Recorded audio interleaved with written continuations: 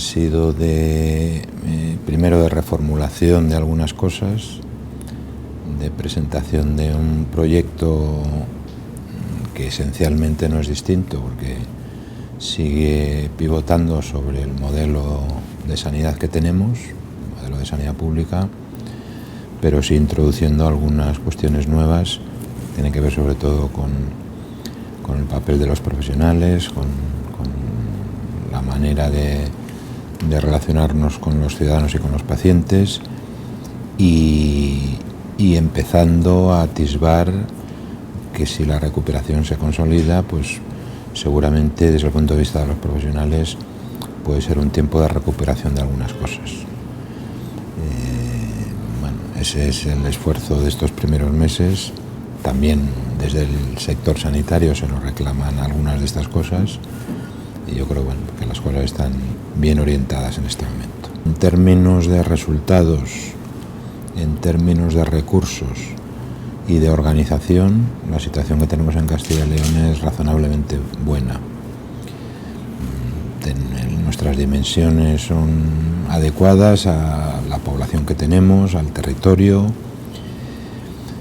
Tal vez lo que ocurra, supongo que en otros territorios también, es que vivimos unos tiempos un poco extraños, tiempos políticos, también tiempos sociales, en los que el nivel de exigencia de los ciudadanos y de los pacientes ha tenido una transformación muy rápida.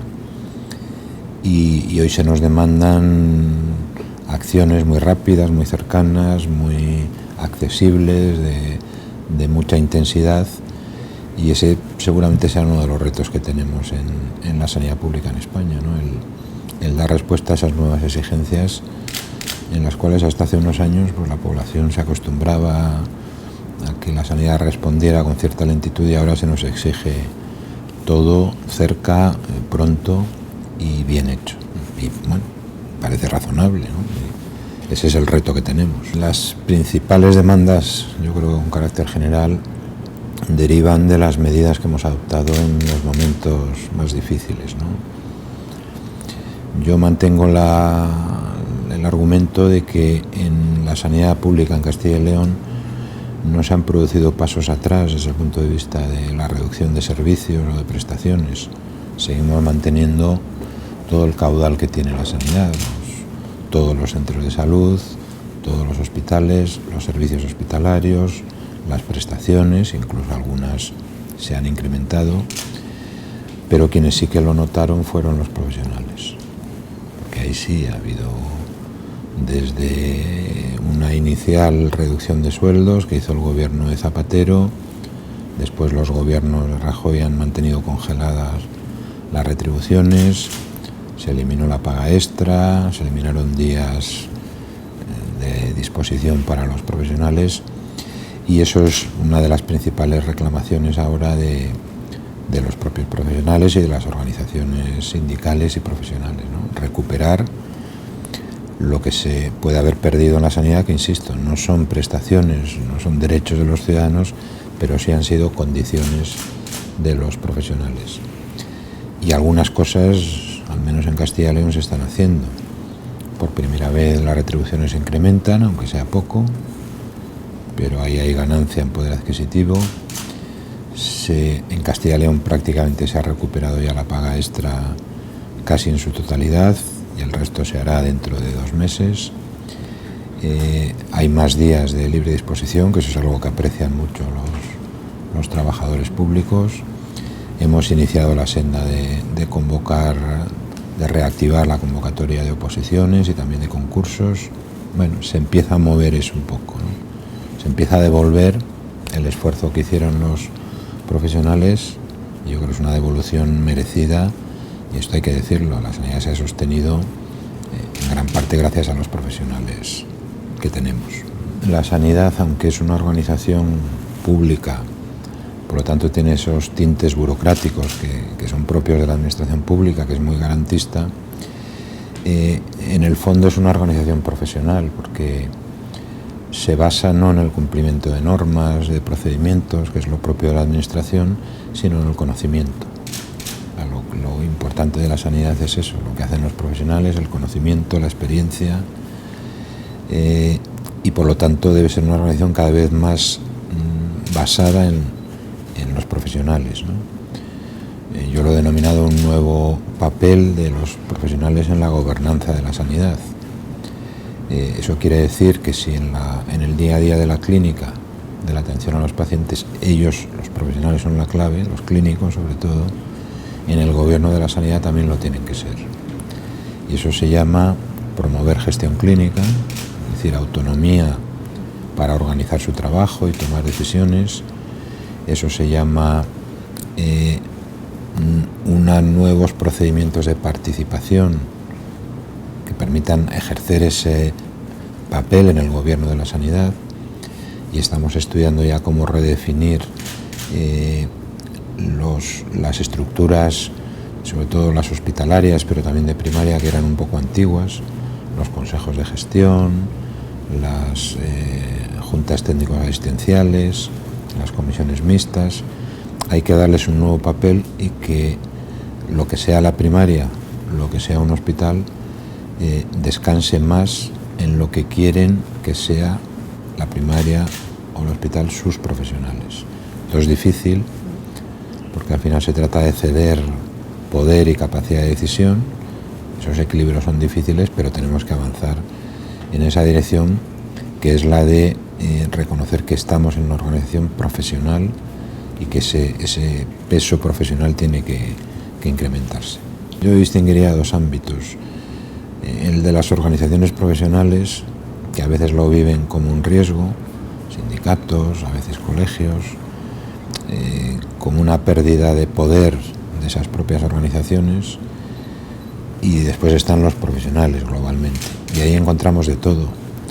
Hay gente muy activa, muy comprometida, hay gente que cumple, que no quiere mucho más compromiso, más que hacer bien su trabajo, y luego, bueno, supongo que habrá algunos que no cumplen muy bien. Yo creo que estos son los menos, ¿no?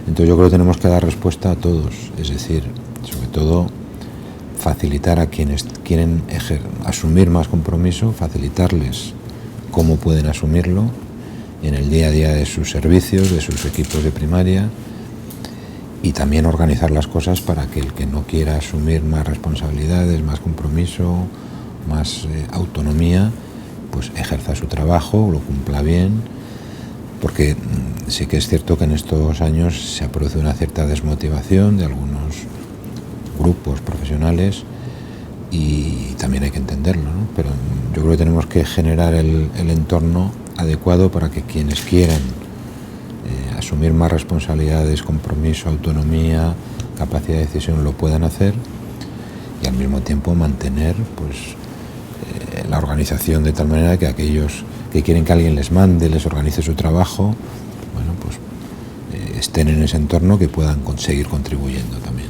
Nosotros hace 1 año y pico aprobamos un decreto regulando la organización de la gestión clínica. Por diversas razones esto se ha demorado un poco, tampoco queríamos que formara parte de los debates electorales, y eso siempre lo demora, y ahora ya estamos en condiciones de pronto pues iniciar la creación de las primeras unidades más formalmente, pero bueno, lo importante no es solamente que lo formalicemos de esa manera, sino lo importante y lo curioso en este proceso en el que 20 servicios hospitalarios o equipos de primaria nos lo han pedido. Lo relevante es cuando ellos asumen hacia dónde quieren llevar su atención primaria o su atención hospitalaria, con qué indicadores, con qué objetivos, con qué organización interna. A veces algunos de estos equipos se sorprenden de no haberlo pensado antes, en el sentido de decir, bueno, hasta ahora pues era el gerente el que era una organización vertical, la consejería tenía sus estrategias, el gerente del hospital explicaba cómo se hacían las cosas, y ahora tenemos que ir a una organización horizontal donde sean los profesionales los que nos digan, oiga, pues la medicina interna la vamos a organizar así, esto tiene que ser compatible con las estrategias generales, por ejemplo, de la cronicidad, pero dentro de eso los servicios de medicina interna pues deben ver cómo se organizan ellos, qué tipo de unidades internas, consultas, de distribución de trabajo, de horarios, eso es lo que expresa ese compromiso con la gestión clínica, que es clínica y es gestión, son las dos cosas. En estos años malos y difíciles para la sanidad, lo habíamos planteado clara y expresamente, ¿no? Teníamos que renunciar a algunas inversiones para poder mantener, en épocas de dificultad presupuestaria, poder mantener lo fundamental de la sanidad, que era mantener nuestras plantillas, nuestros profesionales y que los centros funcionen. Y para eso tuvimos que renunciar a algunas inversiones, ¿no? Ahora podemos empezar a recuperar algunas cosas también en esa dirección. De hecho, ya este año 2016 pues incluimos dotaciones presupuestarias que van a afectar a, creo que son 14 centros de salud, casi todos de nueva construcción. Este año algunos se están ya construyendo, otros se harán los proyectos o se adaptarán, o sea que esto es variable. Y hemos retomado con intensidad pues obras hospitalarias también, especialmente en el Hospital Clínico de Salamanca. Iniciaremos la construcción del nuevo Hospital de Palencia, remataremos el Hospital Provincial de Zamora, terminaremos este año y avanzaremos en el de Soria. De manera que, bueno, sí que hemos dado un paso un poco más perceptible que otros años en infraestructuras, y en tecnología pues está ocurriendo lo mismo. Es una pena que en la época de crisis, yo creo que ocurre en toda España, ha ocurrido, hayamos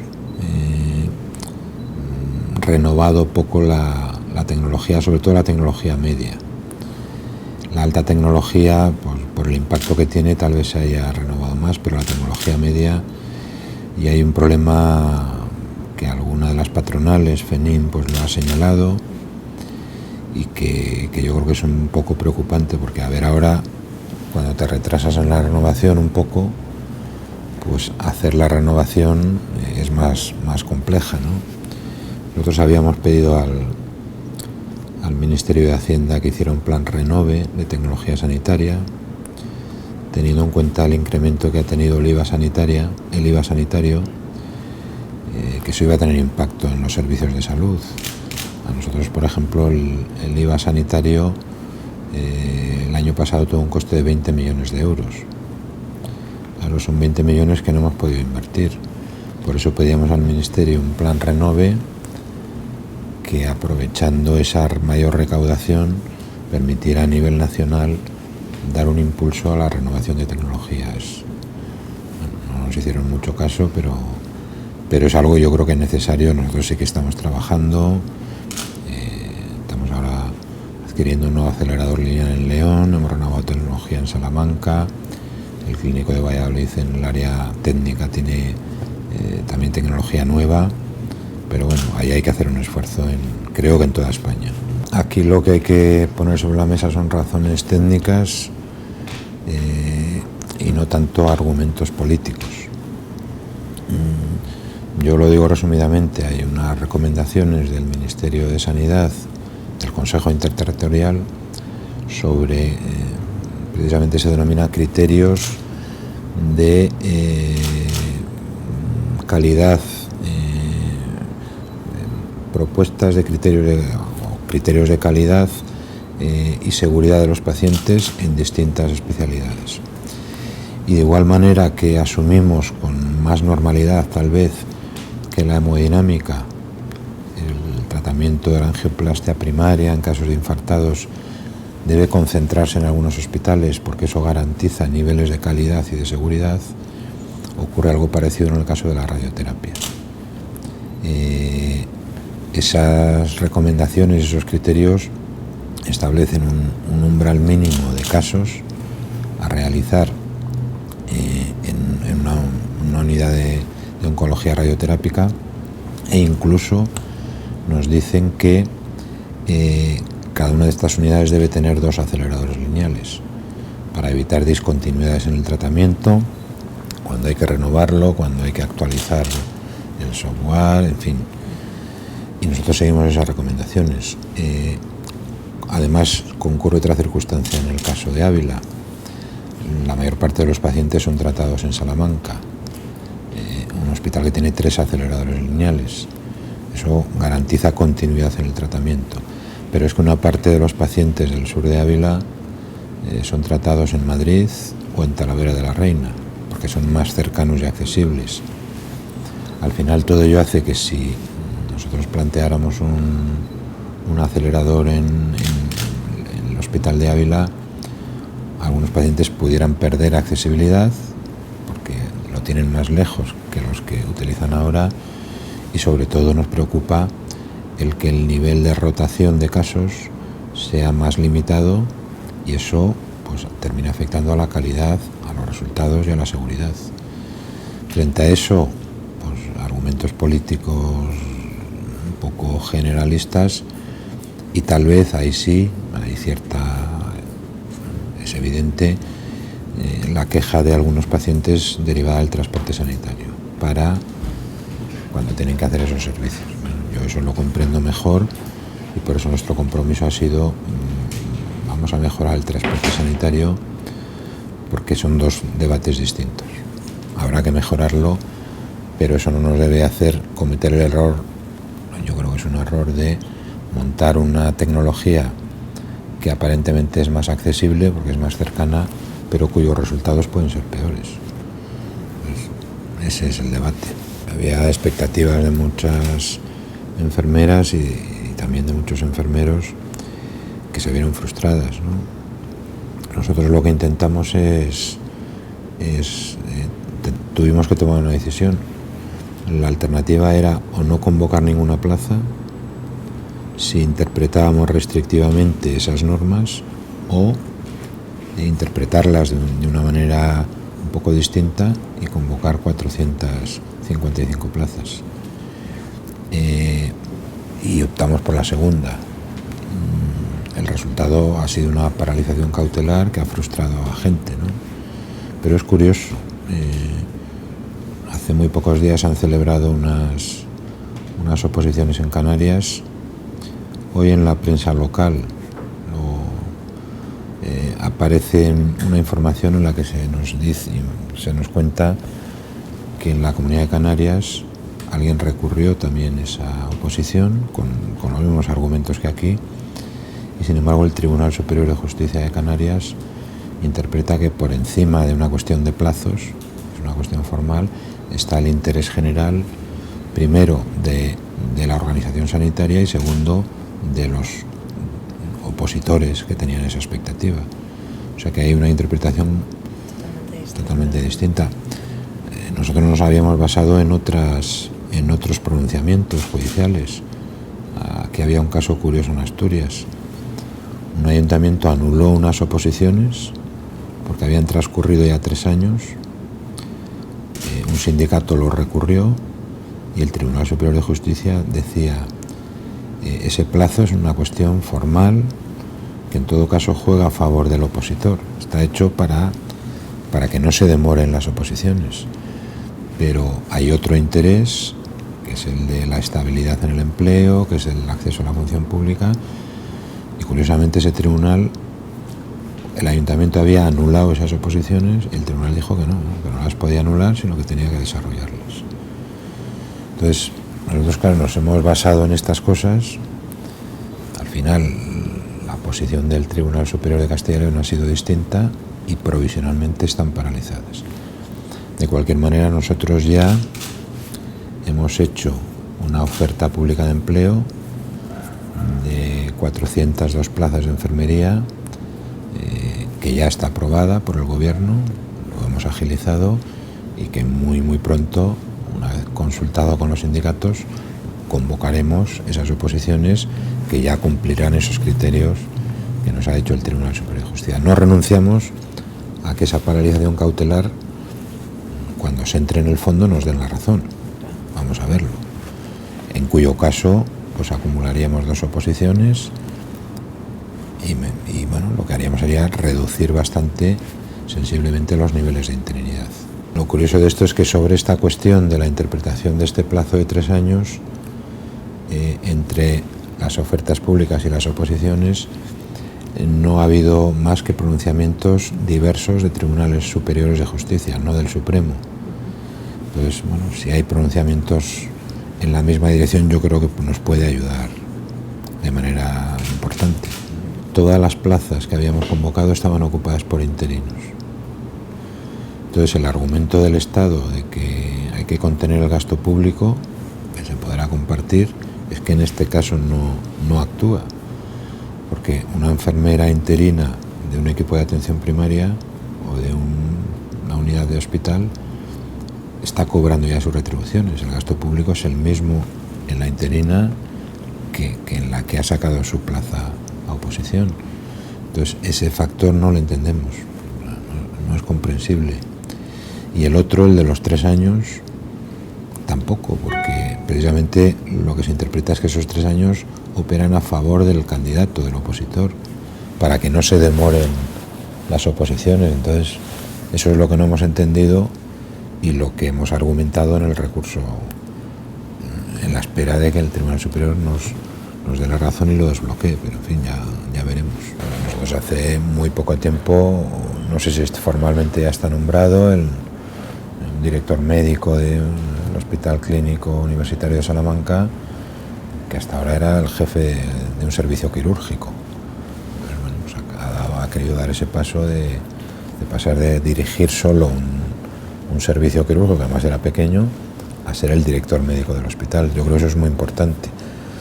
Por eso, si lo limitáramos los puestos de gestión a profesionales de la gestión, estaríamos impidiendo que los clínicos den ese paso y se comprometan, ¿no? Y volveríamos a los tiempos esos en los que una organización, el que manda es el gerente, luego el director médico y el resto adaptarse a esas normas, a esos criterios, ¿no? Y tiene que ser un poco al revés, ¿no? Son los jefes de servicio, las supervisoras, los que tienen que decir cómo organizar el trabajo médico, de enfermería, cómo integrarlo, además, en estos tiempos de debates entre profesiones, cómo integrarlo y cómo desarrollar el hospital o la primaria, ¿no? Controlada pero con un riesgo potencial, porque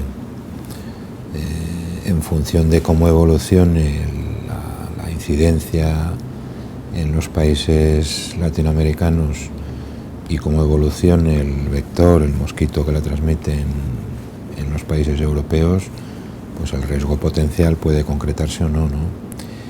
Afortunadamente es una infección que desde el punto de vista clínico es leve en la mayor parte de los casos, incluso en muchos asintomática. Se ha puesto el foco, como es lógico, en las embarazadas por los casos que parece que están asociados de malformaciones fetales. Creo que hay que explorar, este es un problema sanitario, pero también es un problema medioambiental. Al final, ¿cómo se está combatiendo en Brasil? Pues con medidas medioambientales. Desde luego tenemos que dar respuesta sanitaria, pero no podemos olvidarnos de ese tipo de medidas que tal vez, al existir un riesgo potencial, deberíamos explorar también en España. Nosotros lo que hemos hecho hace la semana pasada, ya trasladamos información a todos los profesionales, tanto de primaria como de los hospitales, sobre las características de la enfermedad, sobre formas de transmisión, sobre manera de actuar. Incluso antes de que el protocolo que se está consensuando, esperamos que se pueda aprobar en la Comisión de Salud Pública del día 10, creo que mañana, si no me equivoco. Nosotros nos habíamos adelantado trasladando ya esa información, ¿no? De hecho, de los 5 primeros casos confirmados, aunque sean casos importados, en España 2, uno de los primeros fue en Valladolid, otro en Salamanca, pero eso pone de manifiesto que estamos alerta, no alarmados, pero sí en situación de alerta, y que nuestros profesionales pues están informados y la situación está controlada, pero hay un riesgo potencial, evidentemente. La sanidad pública, de esto siempre se ha hablado, que no es un debate nuevo. En el informe Abril, creo que en el título ya aparecía el término sostenibilidad. Históricamente el Insalud pues tenía que hacer operaciones de saneamiento de la deuda. El último gobierno socialista dejó una deuda sanitaria de 16.000 millones de euros, un 25% del gasto sanitario público de España lo debíamos, de manera que esto tampoco es nuevo. ¿Qué ocurre? Que estos factores aceleran su impacto, porque el envejecimiento nosotros lo hemos percibido ya. Castilla y León tiene un 23% de mayores de 65 años, España solo el 17%, pero otras comunidades lo están viendo y España lo verá. La innovación, las tecnologías diagnósticas y los tratamientos, como son más eficaces, son más costosos, impactan también. Y un factor fundamental, que es la prestación sanitaria media.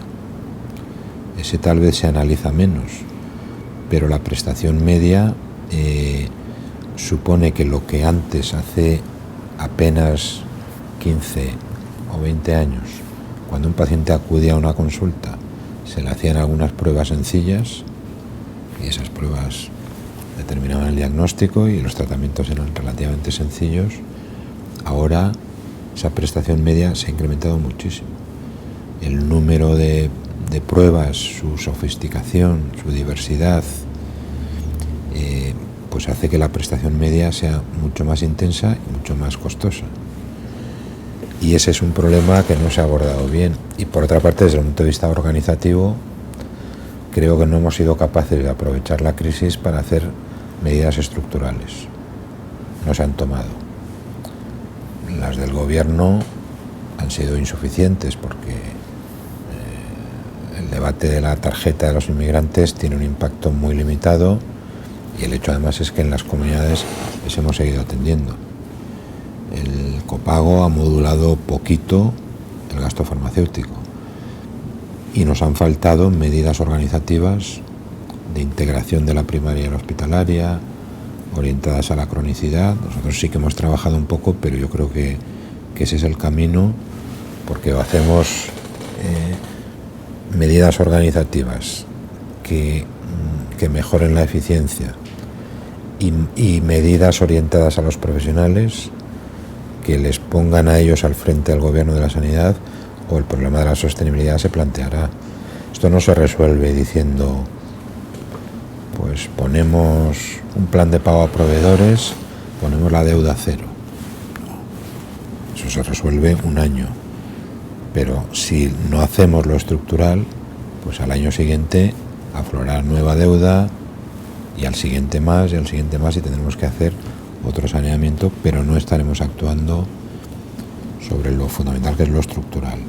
Yo creo que son medidas organizativas que conciban la sanidad con continuidad, que se adapten a lo que tenemos, que son pacientes crónicos y no pacientes agudos que están una semana en el hospital, no. Y que a quienes toman las decisiones, que tienen que ver con todo, con la calidad, con los resultados, con la satisfacción, con el gasto, que son los clínicos, les demos más capacidad en el gobierno de la sanidad.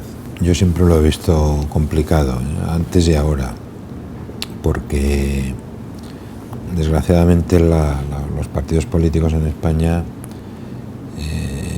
han sido incapaces de pactar lo fundamental, y yo creo que hay en los modelos de los partidos hay muchas más coincidencias. Si lo que nos separa, como decía antes, es si los inmigrantes, además de ser atendidos, deben tener tarjeta o no, o un grado de copago u otro, si eso es lo fundamental, creo que en el modelo se coincide, pero los partidos han sido incapaces de pactar las bases de la sanidad pública, que creo que en el fondo la compartimos todos, y actúan en bloque. Esa miopía política les hace actuar en bloque, y al Consejo hay posiciones de bloque. Nosotros algunas veces nos hemos salido desde Castilla y León, pues porque consideramos, yo qué sé, el copago hospitalario que no tenía sentido, lo recurrimos, pero ese es un problema que tiene que ver con la altura de la política española. que es demasiado partidista y tiene poca visión del medio plazo. Lo estamos viendo estos días, con la constitución de un gobierno, con vetos, con inconcreciones, con estrategias que parece que son de la vieja política, aunque se dice que es nueva, en fin, estas cosas, ¿no? Y luego hay un problema para que el Consejo Interterritorial sea más operativo, que tiene que ver con las competencias. El problema es que cada administración tiene unas competencias y, de hecho, de alguna manera, decisiones de un órgano como es el Consejo Interterritorial no pueden estar por encima de las competencias autonómicas o del Estado. Si mi competencia es exclusiva en salud pública o hasta donde llega, sobre eso es muy difícil que formalmente el Consejo tome decisiones que me obliguen, o al Ministerio de Sanidad. Que el Consejo decidiera, yo qué sé, modificar el sistema MIR sin que el Ministerio quiera, y es su competencia, ¿no? Entonces hay un problema ahí jurídico, pero el principal problema es político por la miopía de los partidos en España y por su visión cortoplacista que les hace que no haya acuerdos suficientes en tantas otras cosas, pero también en sanidad. Pues es una pena que las cosas se hayan llevado a ese terreno de ese enfrentamiento entre profesiones, ¿no? Y que eso pudiera llegar a tener impacto en el día a día de nuestros centros, ¿no? Yo creo que en el fondo lo que ha hecho este Real Decreto no modifica sustancialmente la situación, porque no hay habilitaciones, no hay protocolos aprobados y por lo tanto lo que estamos planteando desde Castilla y León es que las cosas no han cambiado, ya veremos en el futuro, que las administraciones, en nuestro caso la consejería, en nuestra cobertura desde el punto de vista del aseguramiento de nuestros trabajadores se mantiene y que por lo tanto se centren en el día a día de los acuerdos y de los consensos que existen en los centros de salud y en los hospitales, porque no existen protocolos aprobados, no existen profesionales habilitados y ya veremos cómo evoluciona esto en el futuro, ¿no? O sea que en sí mismo el Real Decreto no cambia el status quo y por lo tanto que, bueno, tranquilidad y vamos a ver cómo evoluciona. No, porque no se sustenta, yo creo que forma parte un poco del tipo de política que se vive en estos tiempos, ¿no? Que se extrapolan algunas cosas, se magnifican. Cuando han pedido dimisión a mí me han acusado de privatizar la sanidad, de desmantelarla y que hayamos tenido algunos problemas concretos, como tipo de esa paralización de la oposición de enfermería.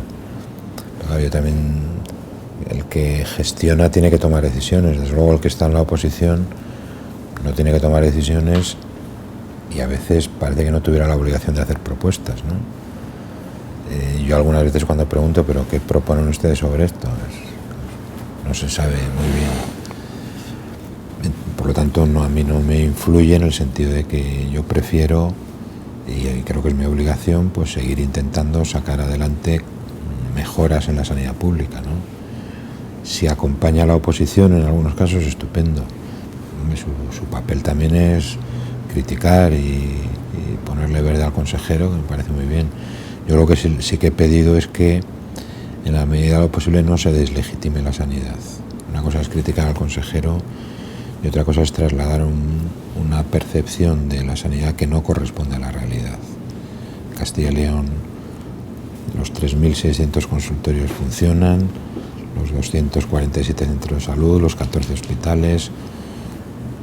Curiosamente lo vemos en los barómetros sanitarios, que los pacientes que usan la sanidad, los pacientes crónicos, la valoran mejor que la población general. Cuando yo pregunto a una persona, diga, ¿pero ha estado usted en el hospital? Sí, ¿cómo lo ha visto? Pues como siempre, me han tratado muy bien, a veces hay problemas, ¿no? Pero la percepción de quien usa la sanidad es mucho mejor que la que pueda existir en la opinión pública o en los debates políticos, en los que a veces parecería que se nos está cayendo la sanidad. Oiga, no, esto no es así. Entonces, No digo que me estimulen esas críticas, pero lo que se incentivan hoy a intentar resolver esos problemas que se han planteado en algunos casos. ¿Cómo no va a haber problemas en la sanidad? Estamos hablando de un día a día de 36.000 profesionales, de millones de actos sanitarios. Pues claro que tiene que haber problemas. A veces se dice, oiga, es que les han condenado a indemnizar a un paciente. Pues claro, ¿cómo no va a ocurrir? Aunque tengamos profesionales excelentes, que en ocasiones pues no se acierta, o incluso aunque se acierte, pues se producen daños y que hay que indemnizar. Bueno, no me influye en lo personal, desde luego, y en términos políticos tampoco.